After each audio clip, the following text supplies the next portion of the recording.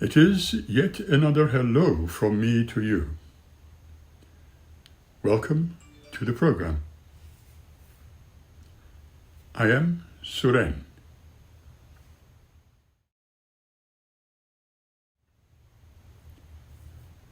Did you know that according to some olden traditions, the way the buildings are placed in a township, in a city, within the surrounding countryside, and even inside your own homes, placing your furnishings, your chairs, tables, your television sets, the paintings, and everything in the rooms can have some influence over you and the other humans around you and their well-being.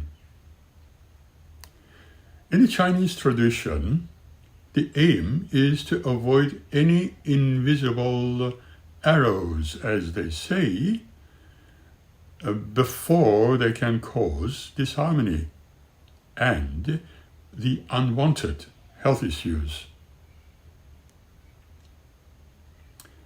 Therefore, everything needs to be done so that to encourage the flow of the beneficial energies.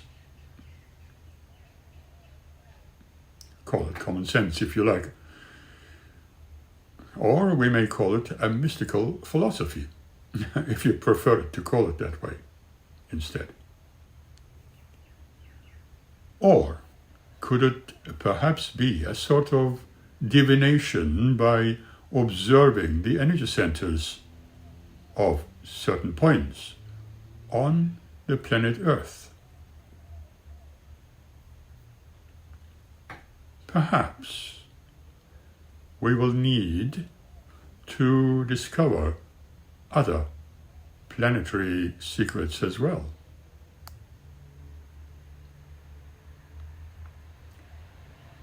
There have been certain people well known as being the water diviners, and they are specialized, apparently, in detecting underground springs. They walk along with their simple instruments, pointing at certain areas on Earth,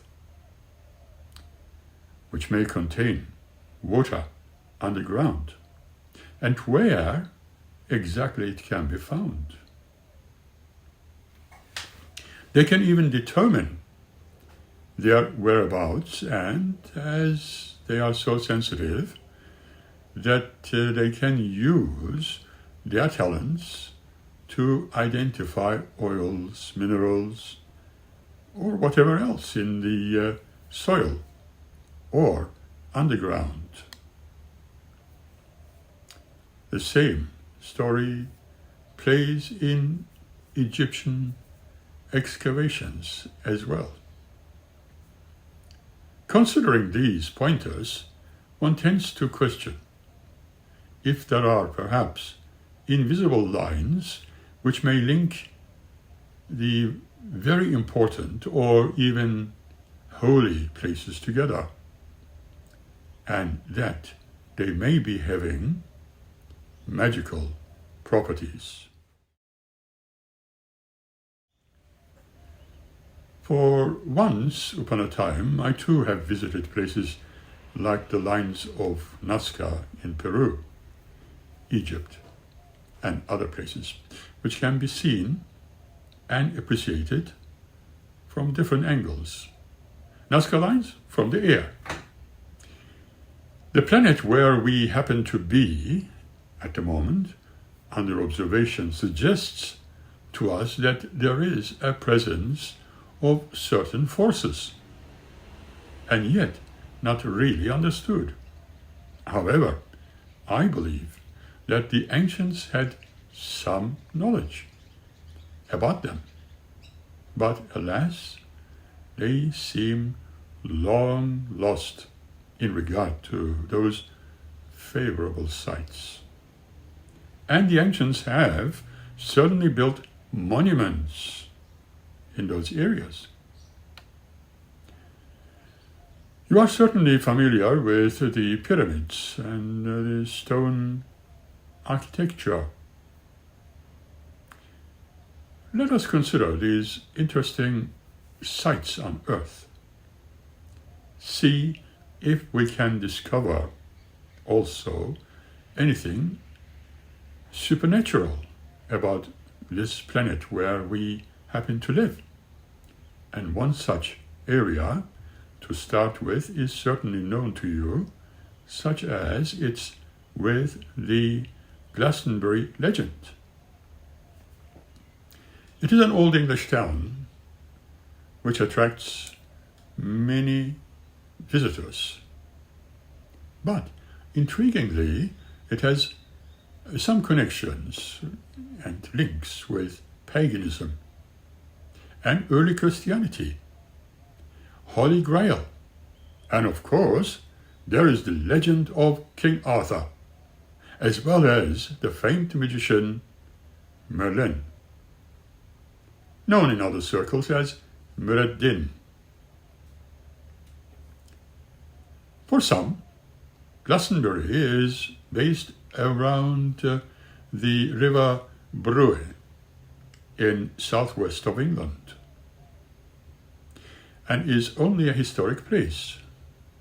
For some others, however, it exerts powerful and probably even disturbing force or forces, even though a book which is written by memory Anthony Roberts,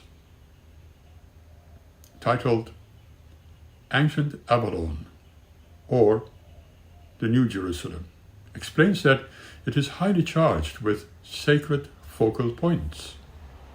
And there is no doubt that one can feel the transmission of cosmic energy in there. And we might even call it a planetary beacon.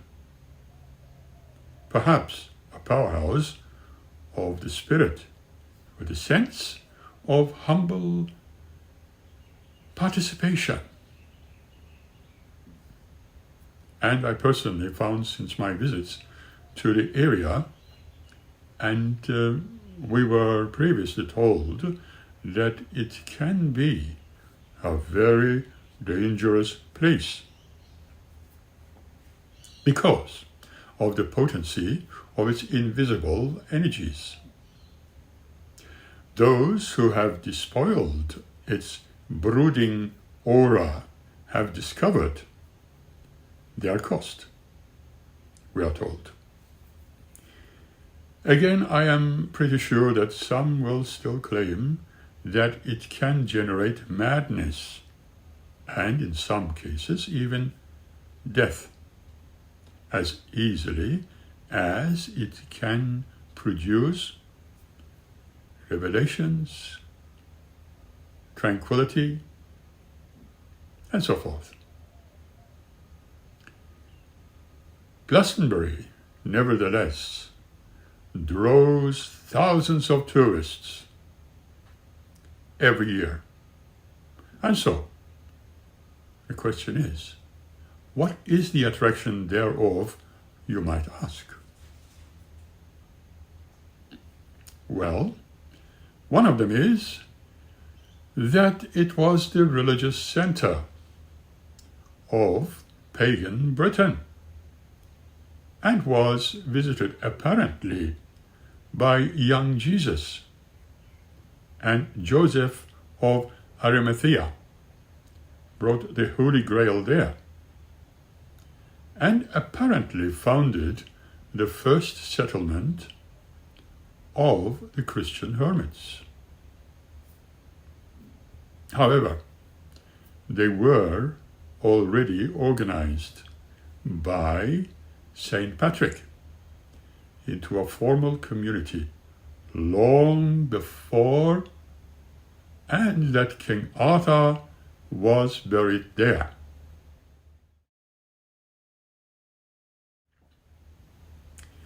and that ritual maze is still traceable on the Tor, which several thousand years ago was shaped by the people living there.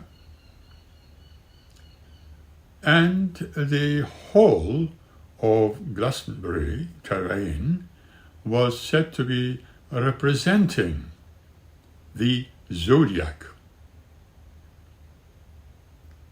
You might have noticed it. I haven't.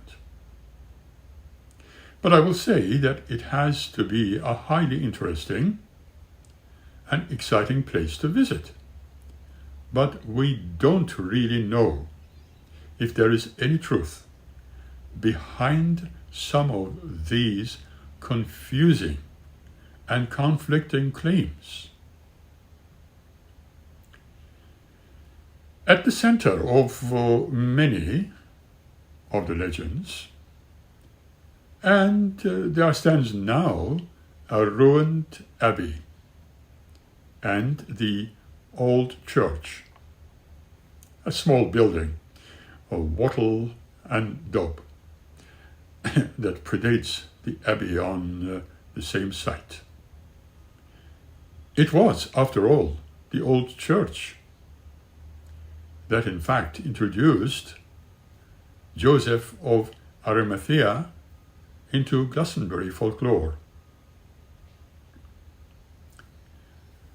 According to one tradition, it was Joseph who built the church, the first Christian foundation in Britain, and who dedicated it to the Virgin Mary.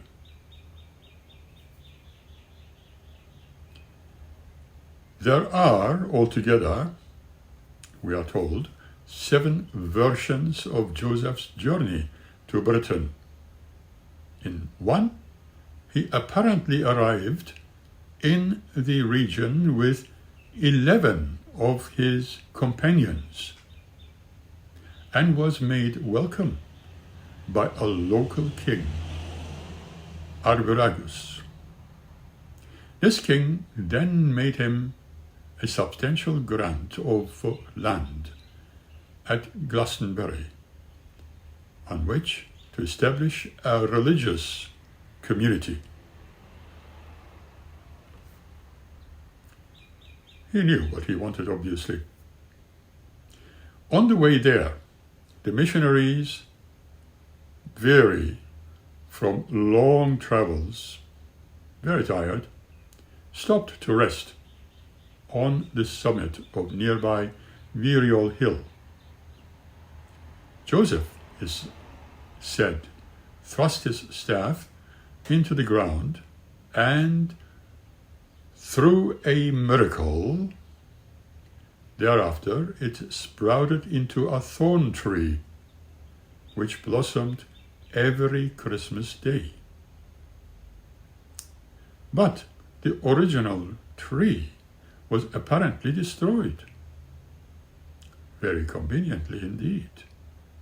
But its descendants still thrive presently, blossoming in every January since the change over to the Gregorian calendar in the mid-18th century.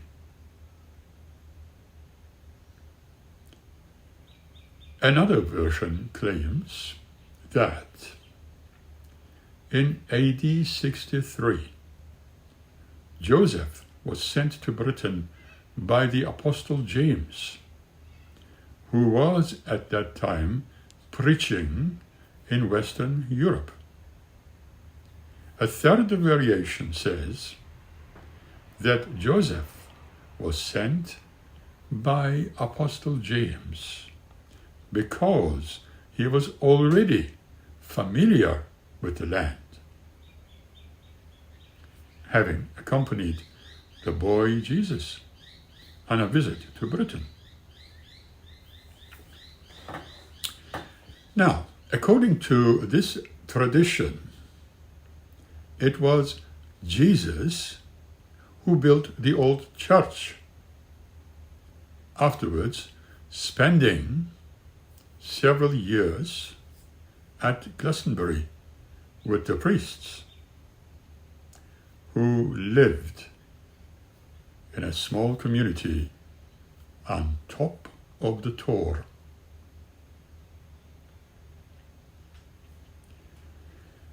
Now, we are being told that Joseph of Arimathea was not widely known, but he was a significant biblical character,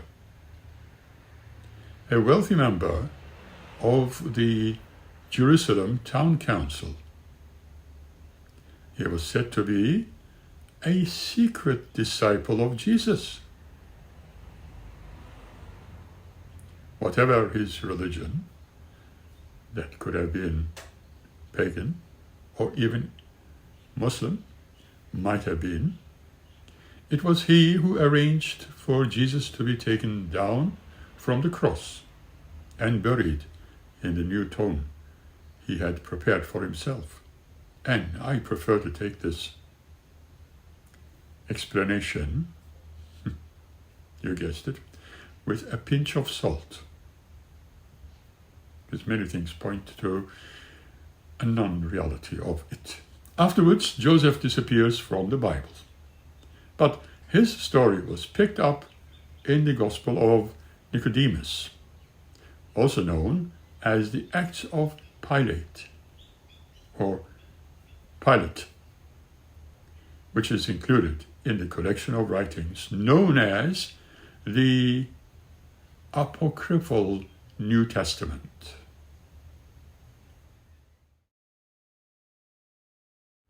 From Nicodemus, we learn the unauthenticated tale that following the crucifixion, Joseph of Arimathea was imprisoned by the Jews and then led to freedom by the risen Christ. This theme was developed in about 1200 by a Burgundian knight named in as Robert de Boron in a long poem called Joseph de Arimathie. Here Joseph is presented with a vessel, often portrayed as a cup used by Jesus at the Last Supper, apparently, and in which his blood was said to have been collected as he hung on the cross. This vessel, or Holy Grail, was eventually entrusted to one of Joseph's followers, Peter, and taken to the Vales of Avalon, or in those days it was Avaron, in the far west. Many people believe that this means Glastonbury in England, and in subsequent romances, it became Joseph himself who brought the Grail to Britain.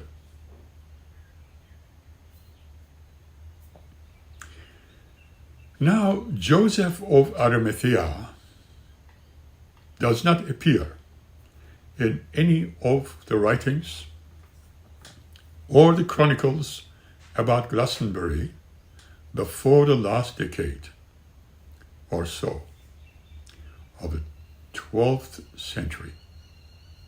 No connection between the two, for instance, is made in a history of the Abbey written in about 1130 by William of Malmesbury, a highly respected historian who took considerable pains and trouble to ensure the accuracy of his material. It seems that William believed the old church to be of great antiquity, but did not think it had been constructed in the lifetime of the apostles. I believe that too. And in 1184, there was a raging fire at Glastonbury that destroyed the old church and many of the abbey's documents, records, and holy relics. The monks then launched what amounted to a publicity campaign to attract pilgrims and money to the abbey. Part of the program was to produce a new edition of William's history, and it was the unknown editor of this work who made the link, the connection between Joseph and the Apostle James, asserting that James had sent Joseph to Britain. He quoted as his source a bishop of Lisieux, France, named Frickoff. But if we turn to Frickoff, we find that while he certainly claimed that James was busy evangelizing in Western Europe in the first century, he did not mention Joseph of Arimathea at all, nor any journey to Britain in or around 63.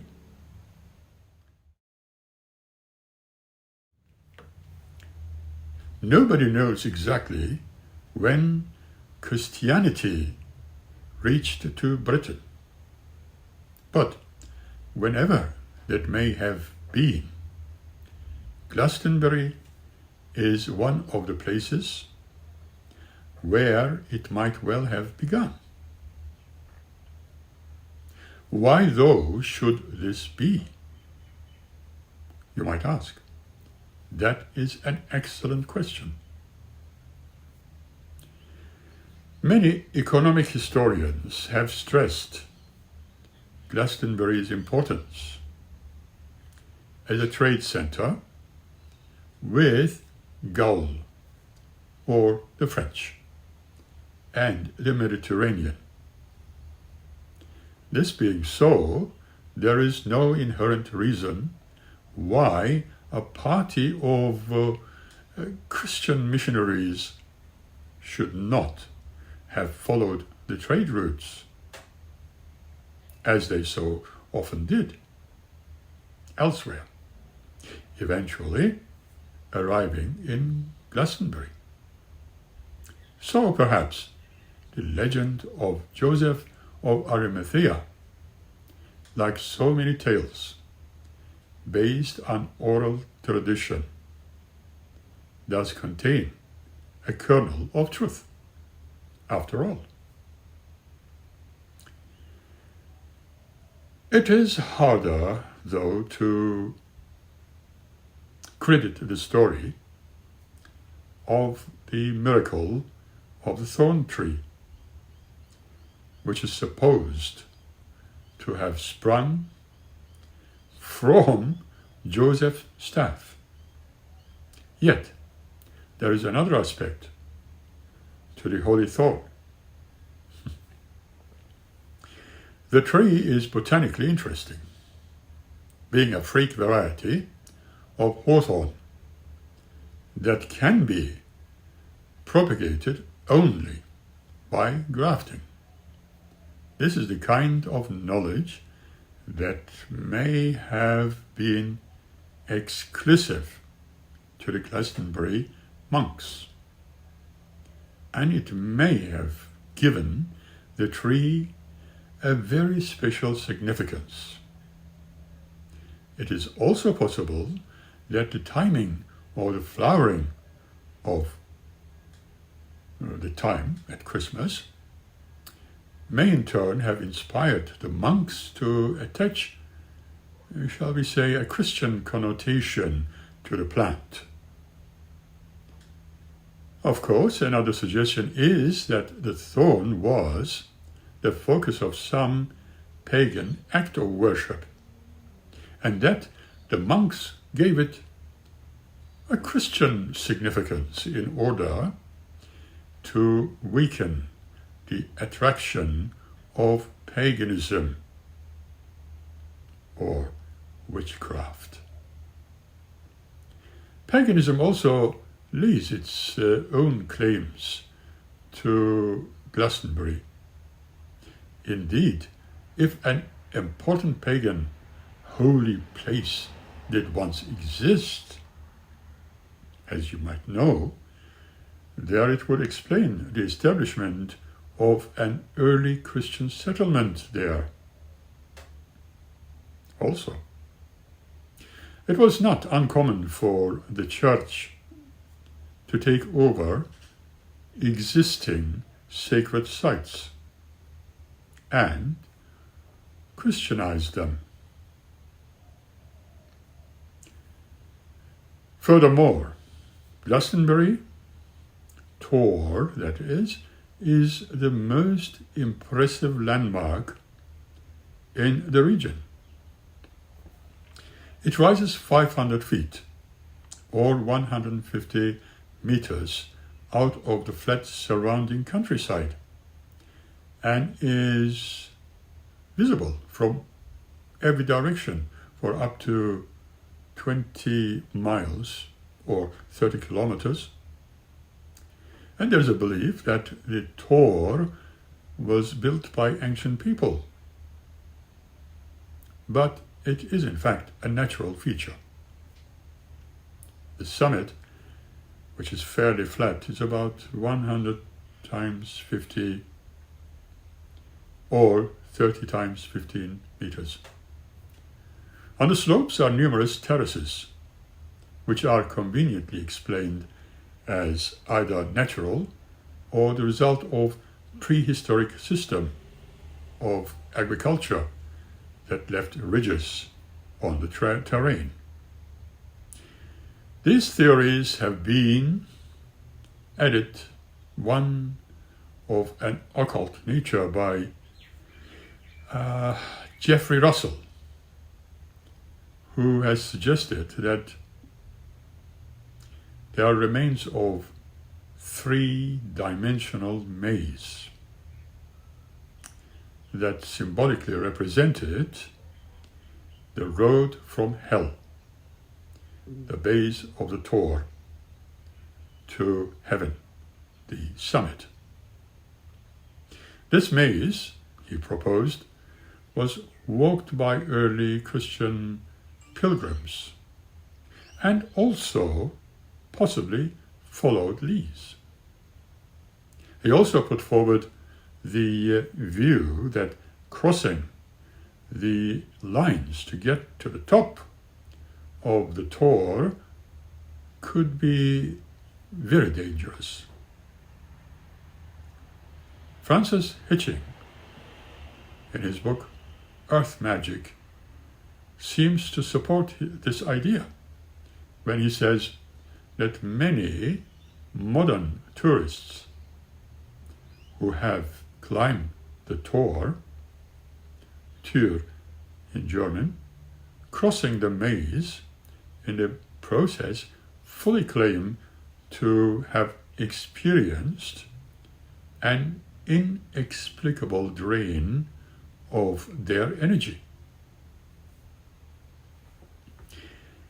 The possibility of Glastonbury having been a pagan religious settlement is supported by the evidence of at least 2 graves in which bodies were found to have the heads pointing to the south, generally a non-Christian alignment. But it points to a religious community. This leaves the possibility of defensive or quasi-military settlement. The Tor certainly command an unparalleled view of the surrounding countryside, and difficulty of access, of course, would also work in favor of easy defense.